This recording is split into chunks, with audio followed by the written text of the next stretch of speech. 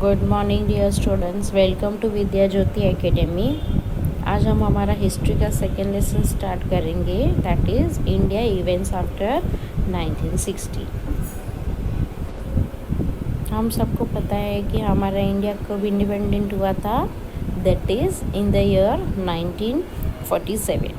सो 1947 के बाद कौन कौन सी इवेंट्स हमारे इंडिया में हुए थे, who became the prime minister, what problems they have to faced when they were the prime ministers, क्या हमारे इंडिया में कौन से प्रॉब्लम्स थे, सोसाइटी में कौन से प्रॉब्लम्स थे, पॉलिटिकल प्रॉब्लम्स बोलो, इकोनॉमिक प्रॉब्लम्स बोलो, ऐसे बहुत सारे प्रॉब्लम्स थे जो हमको फेस करने पड़े थे बिकॉज 1947 में जस्ट इंडिया इंडिपेंडेंट हुआ था।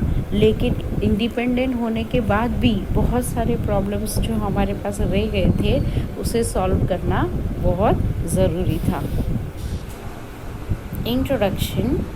India became independent in August 1947, as we are very well known with it. India accepted the constitutional framework in 1950 and became a sovereign democratic nation. यानी independent nation बना था after 1950.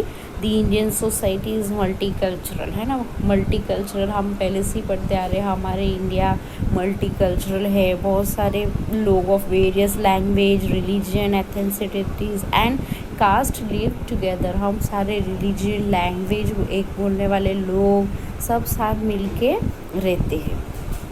During the initial period of independence, India needed to solve different issues of economic, political and social development. See, अभी मैंने start of the lesson में बताया था कि initial period यानी जब इंडिया इंडिपेंडेंट हुआ था तो at the initial period start में इंडिया को बहुत सारे प्रॉब्लम सॉल्व करने पड़े थे। जैसे इकोनॉमिक प्रॉब्लम था, पॉलिटिकल्स में प्रॉब्लम थे, सोसाइटी को कैसे आगे बढ़ाना है, सोशल डेवलपमेंट प्रॉब्लम था। The establishment of planning commission and emphasis on industrialization was a means to achieve economic development and to eliminate poverty in India. See, पहले तो मैं तुमको बता दूँ प्लानिंग कमीशन क्या काम करती है, तो वो 5 years के लिए प्लान करती है। तो उन्होंने प्लानिंग कमीशन का काम क्या है, कंट्री के डेवलपमेंट के लिए कुछ प्लान करना। तो उन्होंने ये सोचा कि अगर हम हमारे इंडिया में इंडस्ट्रियलाइजेशन बढ़ाएंगे तो अनएम्प्लॉयमेंट जो है हमारे कंट्री में वो थोड़ा सा कम हो जाएगा, लोगों को काम मिल जाएगा और इससे हमारे कंट्री के इकोनॉमिक पे भी असर होगा और जो पॉवर्टी है उसे भी हम ख़त्म कर सकते हैं। So I read this line again. The establishment of planning commission and emphasise on industrialisation, यानी प्लानिंग कमीशन ने इंडस्ट्रियलाइजेशन लाने का सोचा, was a means to achieve economic development. इससे हमारे कंट्री में इकोनॉमिक डेवलपमेंट भी होगा and to eliminate poverty in India. Eliminate यानी remove the poverty in India. समझ में आ रहा है? सो इंडिया इंडिपेंडेंट होने के बाद, कॉन्स्टिट्यूशन फ्रेमवर्क में आने के बाद, though we are multicultural country with many religion और caste of people live together, but still बहुत सारे हमारे सोसाइटी में प्रॉब्लम्स थे जो स्टार्ट में फेस करने पड़े थे। Successful conduct of election and faith in democratic tradition made it possible for us to achieve political stability. See, वो टाइम में बहुत सारे लोग इलिटरेट होते थे, है ना, उनको पॉलिटिकल लीडर्स या पार्टी के नाम समझ में नहीं आते थे। तो उस टाइम कैसा होता था, सिम्बॉल्स यूज़ करते थे, तो वो सिम्बॉल्स पहचान कर वोट करते थे। तो उस तरह वो सिम्बॉल्स पहचान के वोट करने लगे और इलेक्शंस जो है वो सक्सेसफुल होने लगे। At the same time, several social reforms, including policies and programs for weaker sections of society, were sought to be implemented. Weaker sections यानी poor people आज जो थे उनके लिए भी बहुत सारे policies और programs लाए गए थे कि उनको भी सोसाइटी में कुछ जगह मिल सके। The 1960s, in the decade, see, we are going to learn what events, हमारा लेसन का नाम ही बता रहा है, इवेंट्स आफ्टर 1960s। अब 1960s में क्या क्या हुआ था that we are going to see one by one. अब First, we are going to start with 1960s. In the decade of 1960s, several events occurred which had a huge impact on political situation in India. सबसे पहले तो उसका असर किस पे आया? 1960 में सबसे पहला असर तो पॉलिटिकल सिचुएशंस पे आया. द रीजन ऑफ गोवा कब फ्री हुआ था? 1961. And Diu Daman 1987 were freed from the Portuguese rule and became part of India. See हमने हमारे 8th स्टैंडर्ड में भी पढ़ा था कि इंडिया इंडिपेंडेंट होने के बाद भी बहुत सारे ऐसे स्टेट्स थे, जैसे हमने देखा था जूनागढ़, हैदराबाद, कश्मीर, जो अभी तक वो फ्री नहीं हुए थे, इंडिपेंडेंट नहीं हुए थे, है ना. हमने देखा था हमारे 8th स्टैंडर्ड में. तो जब इनिशियल पीरियड में 1960s में क्या हुआ था? Goa and Diu Daman were freed from Portuguese rule and became a part of India. The tension between India and China, which has been rising since 1950, culminated in the war of 1962. See, India और China के बीच में भी बहुत सारे problems चल रहे थे और वो प्रॉब्लम्स फाइनली किस पे टर्न हो गए? एक वॉर में टर्न हो गया. और इंडिया और चाइना का वॉर कब हुआ था? 1962. This war was fought in the region of McMahon line. और इंडिया और चाइना का वॉर 1962 में हुआ था और कहाँ पे हुआ था? McMahon line. See, very important to keep in mind for the fill in the blanks point of view के लिए भी आ सकता है कि इंडिया और चाइना का वॉर कौन सी ईयर में हुआ था और कहाँ पे हुआ था. तो 1962 में McMahon line. Pandit Jawaharlal Nehru. After India became independent, prime minister Pandit Jawaharlal Nehru led the country. So हमारे first prime minister of India कौन थे? हम सबको पता है, पंडित जवाहरलाल नेहरू या चाचा Nehru. He was the architect of India's foreign policy.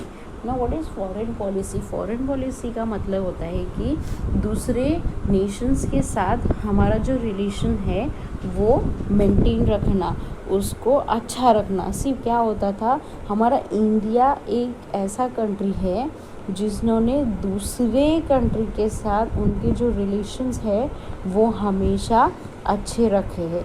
समझ में आ रहा है? Relation with other country. India ने हमेशा चाहे कि उनके जो रिलेशन है दूसरे कंट्री के साथ वो हमेशा अच्छे रहे, क्योंकि उस टाइम पे अमेरिका और रशिया ये दो ऐसी बड़ी कंट्री थी और सारे कंट्रीज़ उन्हें ज़्यादा मानते थे. बट इंडिया ने ऐसा नहीं किया. इंडिया ने सभी कंट्री के साथ इक्वल रिलेशन मेंटेन करने की कोशिश की है.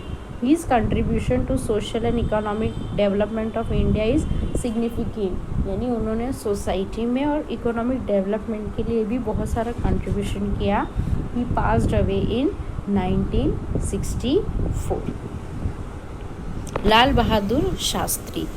लाल Bahadur Shastri succeeded him and became the next prime minister. यानी पंडित जवाहरलाल नेहरू के बाद who became our second prime minister? Lal Bahadur Shastri. During his tenure, India and Pakistan went to war over the Kashmir issue in 1965. During his tenure means when Lal Bahadur Shastri was Prime Minister. तो उस time India और पाकिस्तान का war हुआ था. और किस वजह से वॉर हुआ था? कश्मीर इशू. और किस ईयर में हुआ था? 1965 को लेके, यानी कश्मीर को लेके इंडिया और पाकिस्तान के बीच में वॉर हुआ था. The Soviet Union tried to mediate between two countries. See, Soviet Union means Russia. Students, keep in mind, Soviet union की बात करते हैं यानी विच कंट्री? रशिया की बात करें तो रशिया ने ये ट्राई किया था कि इंडिया और पाकिस्तान के बीच में जो वॉर है, जो प्रॉब्लम्स है, वो फ्रेंडशिप में टर्न करा दे.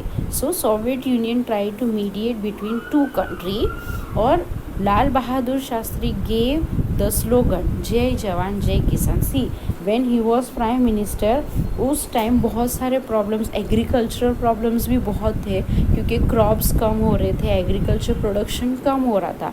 तो उन्होंने एक स्लोगन निकाला जय जवान and Jai Kisan. See, Jai Jawan means our Indian soldiers and Jai Kisan, किसान मीन्स फार्मर्स. तो उन्होंने उनको मोटिवेट किया ये स्लोगन से, क्योंकि बहुत सारे एग्रीकल्चर प्रॉब्लम्स भी हमारे इंडिया में दिख रहे थे. with which he highlighted the importance of Indian soldiers and Indian farmers. So who gave the slogan Jai Jawan Jai Kisan? Lal Bahadur Shastri. He breathed his last at Tashkent in 1966. Indira Gandhi became Prime Minister of India in 1966. So after Lal Bahadur Shastri, the first woman of India who became the Prime Minister is Indira Gandhi. Or which year? 1966. During her tenure, Pakistan oppressive policy in East Pakistan resulted in a big movement there. See, what is East Pakistan? या see, जैसे उस time जब India और पाकिस्तान दोनों अलग हुए थे तो पाकिस्तान में वेस्ट पाकिस्तान था और ईस्ट पाकिस्तान था. वेस्ट पाकिस्तानी आज जो हम पाकिस्तान देख रहे वो पहले वेस्ट पाकिस्तान था, और आज जो हम बांग्लादेश देख रहे दैट इज़ ईस्ट पाकिस्तान उस टाइम में. तो वहाँ पे ईस्ट पाकिस्तान में वेस्ट पाकिस्तान वालों ने बहुत उनको लोगों को परेशान करने की कोशिश करते थे, बहुत उनको परेशान करते थे. तो वहाँ पे बहुत वॉर्स चल रहे थे, बहुत सारे प्रॉब्लम्स चल रहे थे ईस्ट पाकिस्तान में. सो वो प्रॉब्लम सॉल्व करने के लिए ईस्ट पाकिस्तान के एक बड़े लीडर थे, उनका नाम था, this movement was led by Sheikh Mujibur Rahman and his organisation. उन्होंने ईस्ट पाकिस्तान को अलग कराया था वेस्ट पाकिस्तान से, और बांग्लादेश, आज जो हम बांग्लादेश बोलते हैं, वो फ्री करवाया था ईस्ट पाकिस्तान को. Mukti Bahini, the crisis in Pakistan affected India as well because million of refugee came to India. What is the meaning of refugee? Refugee यानी एक जगह को छोड़ना, किसी चीज़ से परेशान होके एक जगह से दूसरी जगह पे जाना. तो ईस्ट पाकिस्तान वालों को पाकिस्तान वेस्ट पाकिस्तान वाले बहुत परेशान करते थे. पीपल वर मतलब बहुत परेशान हो गए थे. तो मुक्ति बाहिनी जो थी एक ऑर्गेनाइजेशन, उन्होंने बहुत सारे लोगों को ईस्ट पाकिस्तान से निकाला और बहुत सारे लोग वहाँ से हमारे इंडिया में भी आ गए थे. रेफ्यूजी यानी एक जगह से दूसरी जगह, you are force to leave your place, यानी हमारे मर्जी के खिलाफ उनको आना पड़ा था.